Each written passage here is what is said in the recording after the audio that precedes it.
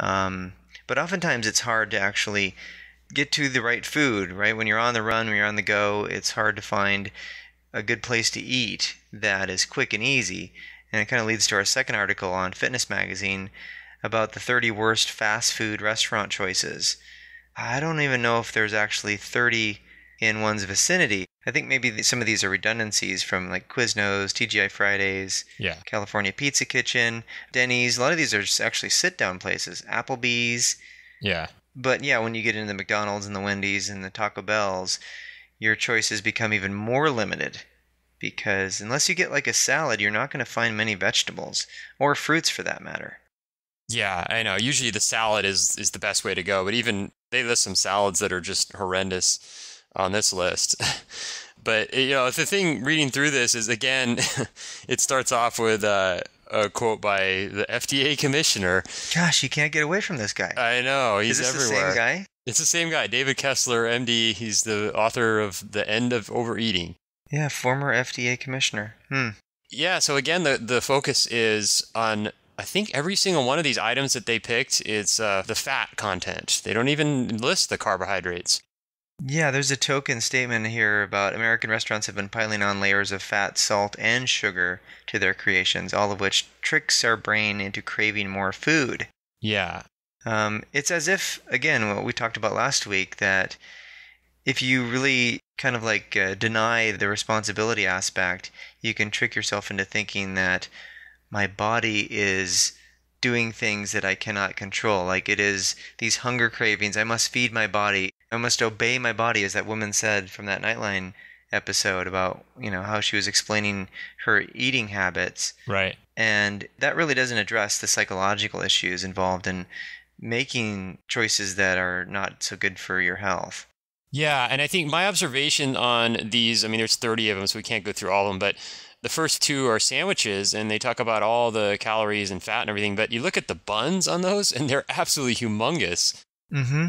And I think if you took out the buns altogether and just ate the inside of the sandwich, not too bad. Not too bad of a meal. Probably a little too much sodium, but a lot more healthy. So, and they don't say anything about that. And I think if you scroll down to where they talk about the Denny's granola, which is 4 ounces of granola with milk, there's 690 calories, and it says 12 grams of fat, 2 grams of saturated fat, and then it's got a little bit of cholesterol and sodium. But it says a bowl of cereal that adds up to nearly half a day's calories.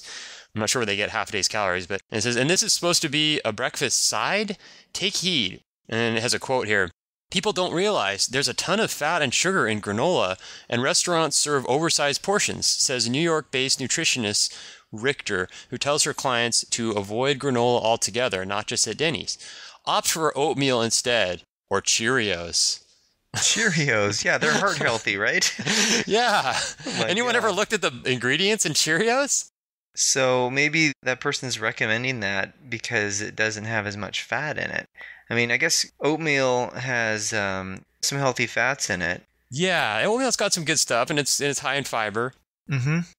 But I think they're basically just criticizing that aspect rather than the fact that you're just trading one amount of carbs for another amount. Yeah, that's where they're missing the boat on this whole article. Swapping granola for Cheerios is really not an upgrade in nutrition anyway. Mm-hmm.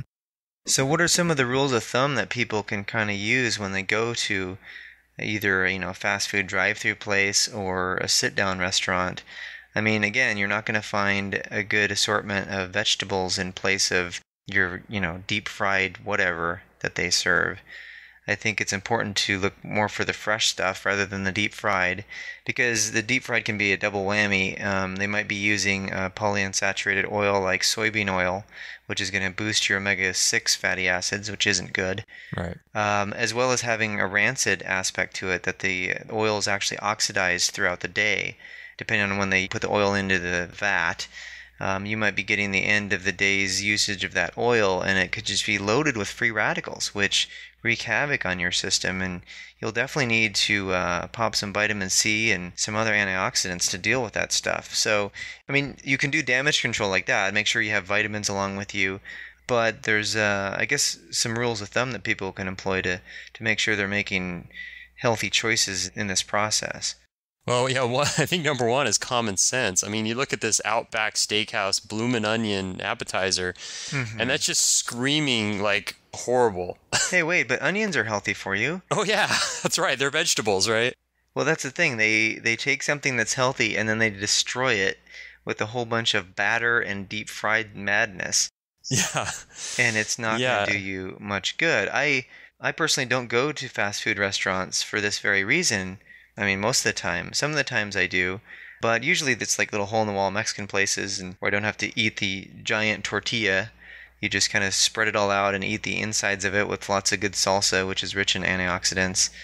But when you go to like a McDonald's as the benchmark, it's very hard to find a balanced sort of meal that isn't going to lead to this really high disparity in carbs to protein ratio. So you're going to have like 4 to 5 times the carbs as you do protein, and then the fat is going to be thrown in there with the carbs, and it's pretty much a non-starter as far as health and nutrition goes.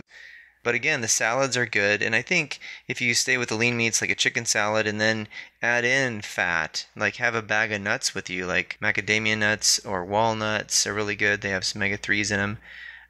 Cashews, I mean peanuts even. All these kinds of nuts are really good sources of energy, and they're not going to have the effect of weight gain that the extra carbs are going to be with the buns and the all the extra sugars that you get along with those main meal orders, meal choices.